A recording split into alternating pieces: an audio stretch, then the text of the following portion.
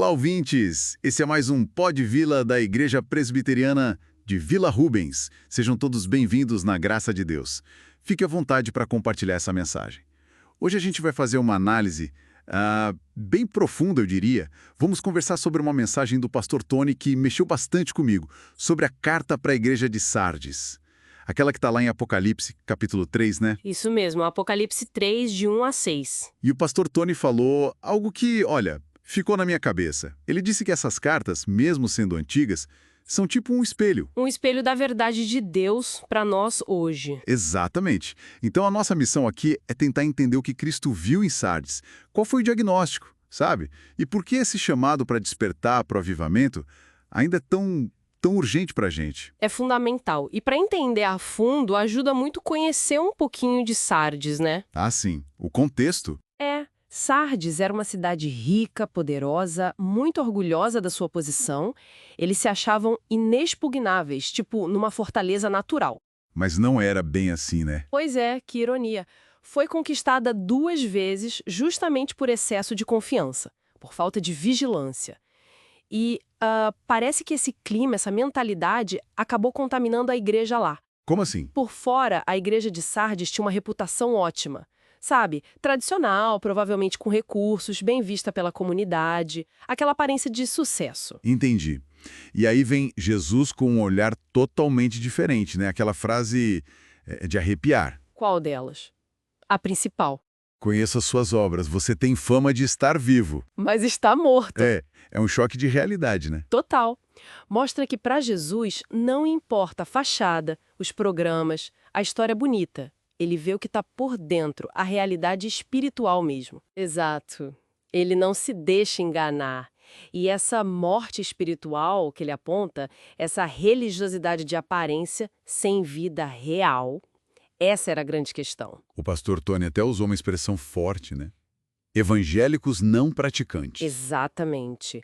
Descreve bem essa coisa de ser cristão só no nome, sabe? O nominalismo. É o oposto da fé genuína. Aquela fé que, como diziam os puritanos, né, sempre produz vida, fervor, busca por Deus. Faz a gente se perguntar, né?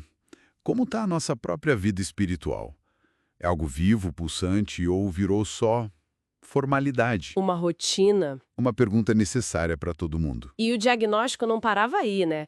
Tinha a questão das obras também. Isso, as obras que não eram íntegras diante de Deus. E o interessante é que não era por falta de atividade, parece. A igreja fazia coisas. Não era falta de fazer, era falta da motivação certa. As obras não eram íntegras, quer dizer, completas, perfeitas aos olhos de Deus, porque faltava o principal, né? Que seria? O amor genuíno a Deus e ao próximo. Talvez buscassem reconhecimento, glória pessoal. Faltava santidade de verdade, um coração totalmente voltado para Deus.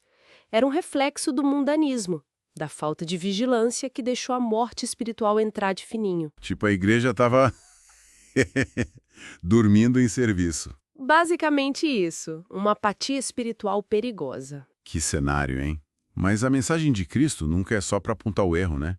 Sempre tem uma porta de saída. Sempre. Ele é o médico que diagnostica, mas também oferece a cura. Jesus dá um roteiro bem claro para Sardes, com 5 verbos fortes, 5 imperativos. A gente pode agrupar em 3 ideias centrais, né? Quais seria? Primeiro, esteja atento. Quer dizer, acorde. E fortaleça o que resta e estava para morrer. É um basta na complacência, na frieza, lute contra isso. Vigilância e fortalecimento. Faz sentido. E depois? Segundo, lembre-se do que você tem recebido e ouvido, obedeça-lhe. É um chamado urgente para voltar para a palavra de Deus. A base de tudo. Exato. A escritura como fundamento, o princípio do sola escritura. Um avivamento de verdade sempre volta para a Bíblia, né? Não tem como ser diferente. E o terceiro ponto, o mais decisivo talvez. Com certeza, é o arrependa-se. E aqui não é só sentir muito, é metanoia, mudança real de mente, de direção, abandonar o que está errado e se voltar para Deus de coração. E não é só uma vez, é uma atitude constante. Entendi. Vigilância, palavra e arrependimento. Mas de onde viria a força para a igreja fazer isso tudo? Ela parecia tão fraca espiritualmente. Ótima pergunta. Aí que está a esperança. Jesus se apresenta como aquele que tem os 7 Espíritos de Deus e as 7 estrelas. O que isso significa na prática? Significa que ele tem a plenitude do Espírito Santo e toda a autoridade sobre as igrejas. Ou seja, quem diagnostica é quem tem o poder para curar. É ele, pelo Espírito Santo, que pode reacender a chama, trazer vida onde tem morte. Uau! Isso muda tudo. Ele não só aponta o problema, ele é a solução. Exatamente. Ele tem o poder para restaurar, para avivar. E mesmo naquele cenário difícil de Sardes, ainda tinha gente fiel, né? Jesus menciona isso. Sim, que coisa linda, né? Ele diz, há algumas pessoas em Sardes que não contaminaram as suas vestes. Gente que resistiu, que não se conformou com aquela mornidão espiritual. E para essas pessoas as promessas são incríveis. Maravilhosas, andarão comigo vestidas de branco, pois são dignas. E mais, de maneira nenhuma apagarei o seu nome do livro da vida, mas confessarei o seu nome diante de meu Pai. Ser um vencedor ali era justamente isso, lutar contra a apatia, a hipocrisia e viver com integridade, mesmo que a maioria estivesse dormindo. Então, essa mensagem para Sardes, ela atravessa o tempo e chega até nós hoje como um alerta mesmo. Um alerta muito sério. Coloca a gente diante de uma escolha, né?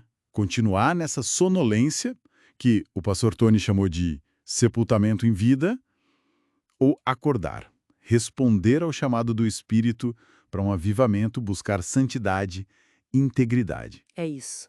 A oração do pastor Tony, Senhor, aviva-nos, se torna muito pessoal, muito necessária. Fica a reflexão, então. Será que em alguma área da nossa vida ou da nossa comunidade a gente tem essa fama de vivo, muita atividade, boa imagem, mas no fundo está precisando desesperadamente desse sopro de vida do Espírito para não virar só um monumento? Uma pergunta para a gente levar para casa, para oração. Que Deus abençoe essa semana. Venha nos visitar. Estamos localizados na rua José Dias Coelho, 331, Vila Rubens.